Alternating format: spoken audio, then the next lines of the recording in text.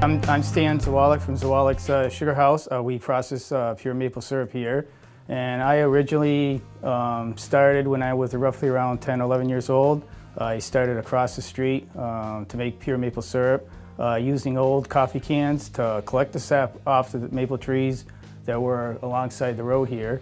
Then we put this building up here like in 2002 to make a little bit more maple syrup with more higher technology of maple equipment that's been around the area. The newer equipment today can process sap a little bit faster. It all depends on the weather. We do need the right temperatures during the day for the maple sap to run. It's a little bit different than regular farming. You need the cold nights and warm days for the maple sap to run. What I tell people, it doesn't depend where the tree is. It's really how it's made and processed.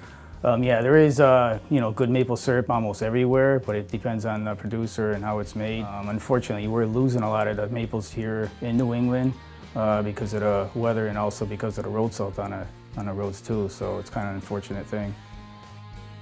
When I first started, it was like on a pot-belly stove. It took me almost 2 days to make a gallon of maple syrup. Now I can make 2 gallons within about maybe 10 minutes, so it's a little bit difference.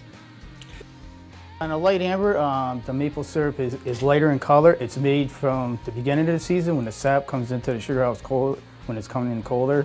When the weather warms up outside 55, 60 degrees, your sap changes from the tree and it'll make a darker maple syrup. But the darker maple syrup actually has more maple flavor, and it's actually preferred by a lot of customers because it has more maple flavor. I started to sell my maple syrup is going to like farmers markets in Northampton. I was one of the first ones to go to the farmers market. I do sell the maple syrup here, but it all depends if we're here or not. So we try to be here if the customer's gonna come here, I'll be here, or sometimes they'll just, word of mouth, they'll just stop by and, let me know when they're coming. But I usually started going to the farmers market to sell the pure maple syrup.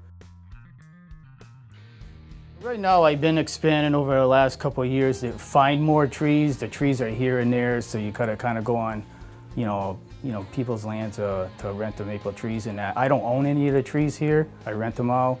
So I've been trying to get a little bit more maple trees, up in the hill towns or so. My name is Stan Zawalick from Zawalick's Sugar House, and we process pure maple syrup here throughout the month of March.